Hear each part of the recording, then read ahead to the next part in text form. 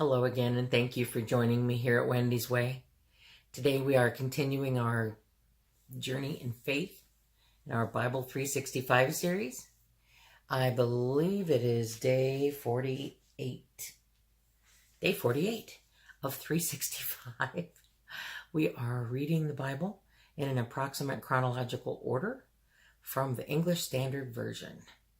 Today we're in the book of Leviticus. And we're reading just 2 chapters, 14 and 15. We're in the midst of all the rules and regulations that God set forth for the Israelites to live by, as pertaining to everything. Right now, for the last couple days, we've been talking about leprous diseases and growths and how they are to be judged by the priests and how they are to be treated. What makes things clean and unclean, from animals to garments. So, if you would please join me, I'd like to pray before we start. Dear Heavenly Father, I ask that you please remind me today and every day that my salvation comes by grace alone, through the gift of faith alone. In Jesus Christ, your only begotten Son, alone. The truths that I find are in your word alone, and the efforts I make in this life and the next, I pray that they will all be for your glory alone. Amen. Okay, the book of Leviticus. Chapters 14 and 15 today. We're going to be talking about laws for cleansing lepers and houses and bodily discharges. Some interesting stuff that, till I started reading all of the Bible instead of bits and pieces, was not aware we're in there. Okay, chapter 14. The Lord spoke to Moses, saying, "This shall be the law of the leprous person for the day of his cleansing. He shall be brought to the priest, and the priest shall go out of the camp, and the priest shall look. Then if the case of the leprous disease is healed in the leprous person, the priest shall command them to take for him, who is to be cleansed, 2 live clean birds, and cedar wood, and scarlet yarn, and hyssop. And the priest shall command them to kill one of the birds in an earthenware vessel over fresh water.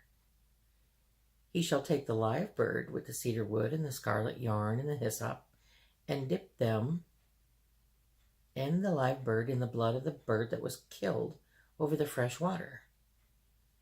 And he shall sprinkle it 7 times on him who is to be cleansed of the leprous disease. Then he shall pronounce him clean, and shall let the living bird go into the open field. And he who is to be cleansed shall wash his clothes, and shave off all his hair, and bathe himself in water, and he shall be clean. And after that he may come into the camp, but live outside his tent 7 days.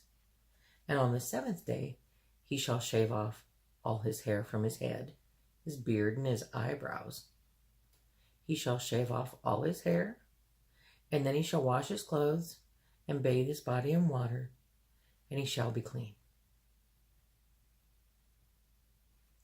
And on the 8th day he shall take 2 male lambs without blemish, and 1 ewe lamb a year old without blemish, and a grain offering of 3/10 of an ephah of fine flour mixed with oil, and 1 log of oil. And the priest who cleanses him shall set the man who is to be cleansed, and these things before the Lord, at the entrance of the tent of meeting. And the priest shall take 1 of the male lambs and offer it for a guilt offering, along with the log of oil, and wave them for a wave offering before the Lord. And he shall kill the lamb in the place where they kill the sin offering and the burnt offering, in the place of the sanctuary. For the guilt offering, like the sin offering, belongs to the priest. It is most holy.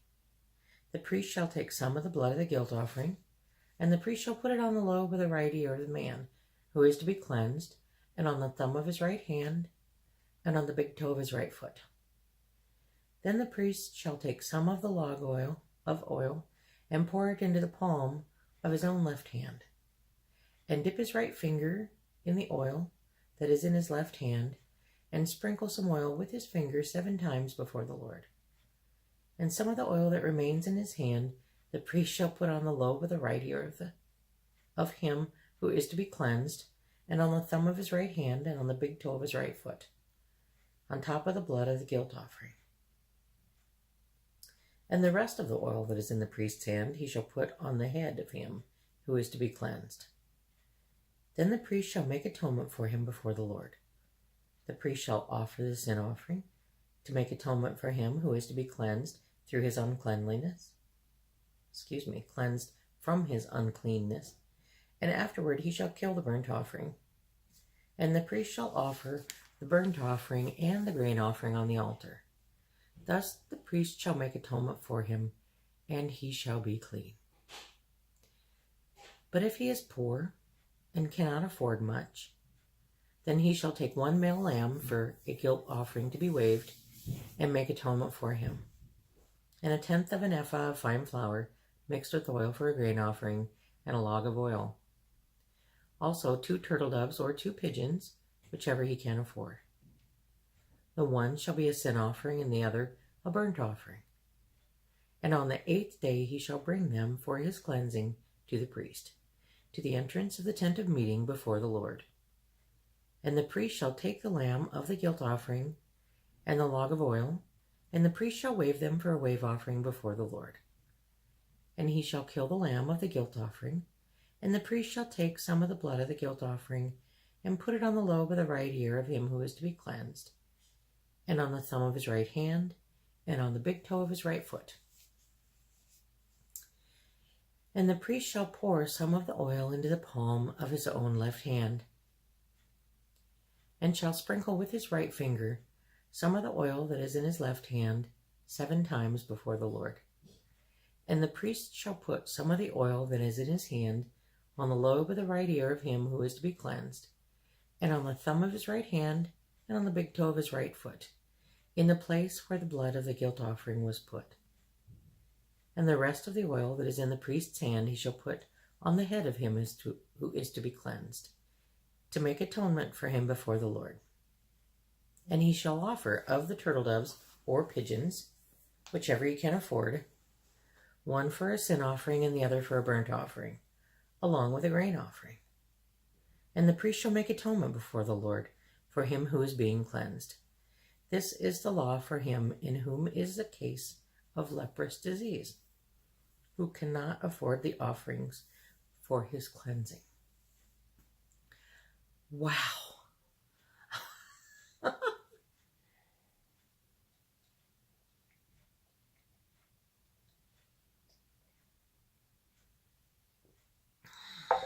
All right.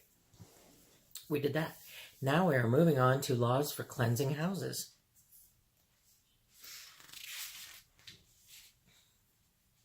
The Lord spoke to Moses and Aaron, saying, "When you come into the land of Canaan, which I give you for a possession, and I put a case of leprous disease in a house in the land of your possession, then he who owns the house shall come and tell the priest, 'There seems to me to be some case of disease in my house.' First it was on a person, then it was on a garment. Now it's in a house." Obviously, it's because the Lord puts it there. It's curious stuff. Then the priest shall command that they empty the house before the priest goes to examine the disease, lest all that is in the house be declared unclean. And afterward the priest shall go in to see the house, and he shall examine the disease. And if the disease is in the walls of the house with greenish or reddish spots, and if it appears to be deeper than the surface, Then the priest shall go out of the house to the door of the house and shut up the house 7 days. And the priest shall come again on the 7th day and look.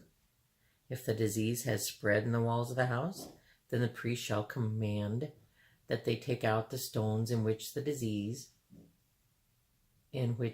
disease, and throw them into the unclean place outside the city. And he shall have the inside of the house scraped all around. And the plaster that they scrape off, they shall pour out in an unclean place outside the city. Then they shall take other stones and put them in the place of those stones. And he shall take other plaster and plaster the house. If the disease breaks out again in the house, after he has taken out the stones and scraped the house and plastered it, then the priest shall go and look. And if the disease has spread in the house, it is a persistent leprous disease in the house, it is unclean. And he shall break down the house, its stones and timber, and all the plaster of the house, and he shall carry them out of the city to an unclean place. Moreover, whoever enters the house while it is shut up shall be unclean until the evening, and whoever sleeps in the house shall wash his clothes. And whoever eats in the house shall wash his clothes. But if the priest comes and looks, and if the house has not spread, if the disease has not spread in the house after the house was plastered, then the priest shall pronounce the house clean, for the disease is healed. And for the cleansing of the house he shall take 2 small birds, with cedar wood and scarlet yarn and hyssop, and shall kill one of the birds in an earthenware vessel over fresh water, and shall take the cedar wood and the hyssop, which I think is an herb or a plant, and the scarlet yarn, along with the live bird, and dip them in the blood of the bird that was killed, and in the fresh water, and sprinkle the house 7 times. Thus he shall cleanse the house with the blood of the bird, and with the fresh water, and with the live bird, and with the cedar wood and hyssop and scarlet yarn. And he shall let the live bird go out of the city into the open country. So he shall make atonement for the house, and it shall be clean. This is the law for any case of leprous disease, for an itch, for leprous disease in a garment or in a house, and for a swelling or an eruption or a spot, to show where it is unclean, when it is unclean, and when it is clean. This is the law for leprous diseases. Wow. All right. Let's move on to the next thing. Sorry, have to shift my myself. Get comfortable. Chapter 15 in the book of Leviticus. Laws about bodily discharges. The Lord spoke to Moses and Aaron, saying, "Speak to the people of Israel and say to them, when any man has a discharge from his body, his discharge is unclean. And this is the law of his uncleanness for a discharge. Whether his body runs with his discharge, or his body is blocked up by his discharge, it is his uncleanness. Every bed on which the one with the discharge lies shall be unclean, and everything on which he sits shall be unclean. And anyone who touches his bed shall wash his clothes and bathe himself in water and be unclean until the evening. And whoever sits on anything on which the one with the discharge has sat shall wash his clothes and bathe himself in water and be unclean until the evening. And whoever touches the body of the one with the discharge shall wash his clothes and bathe himself in water and be unclean until evening. And if the one with the discharge spits on someone who is clean, then he shall wash his clothes and bathe himself in water and be unclean until the evening. And any saddle on which one with the discharge rides shall be unclean. And whoever touches anything that was under him shall be unclean until the evening. And whoever carries such things shall wash his clothes and bathe himself in water, and be unclean until evening. Anyone whom the one with the discharge touches, without having rinsed his hands in water, shall wash his clothes and bathe himself in water, and be unclean until the evening. And an earthenware vessel that the one with the discharge touches shall be broken, and every vessel of wood shall be rinsed in water.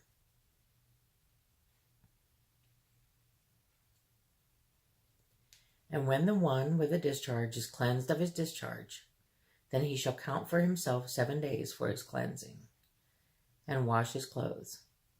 And he shall bathe his body in fresh water, and shall be clean.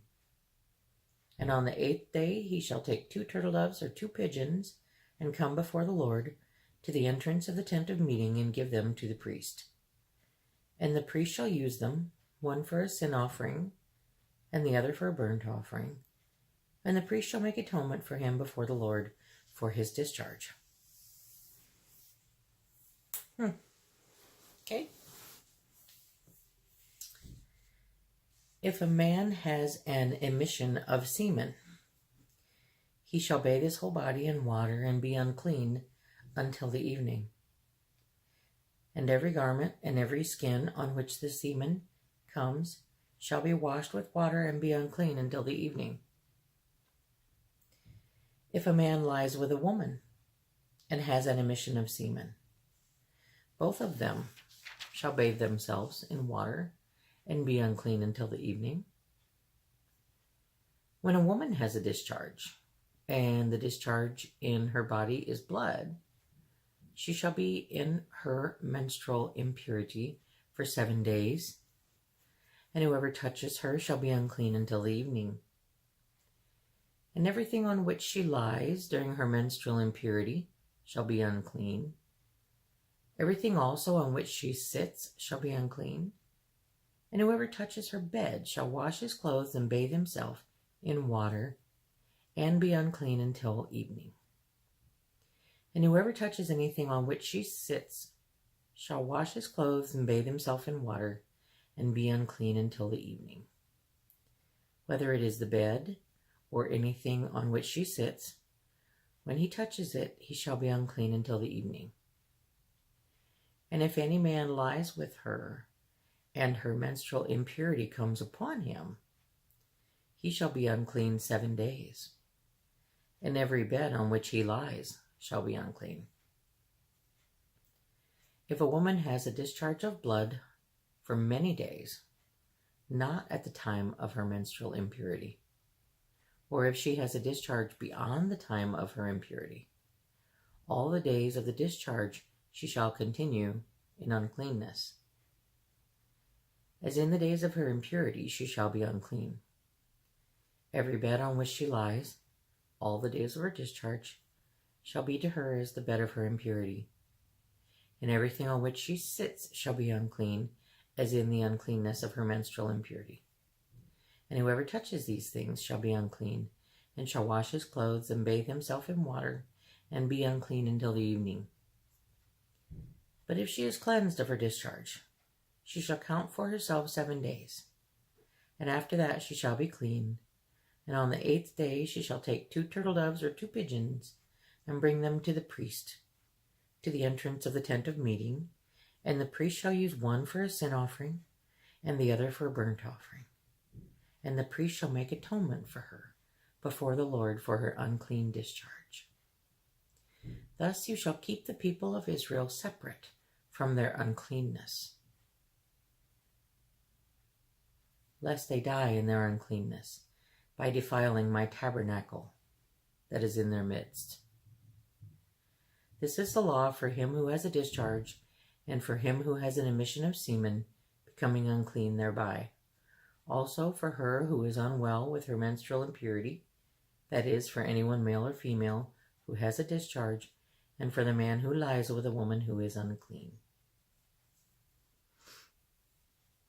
Okay, I don't think I need to add anything to that, to speculate about it, to talk about it. It's pretty straightforward stuff. Again, these were rules that God gave to Moses to instruct the Israelites on how they should live and how they should abide, because the Holy Spirit was not yet living in them.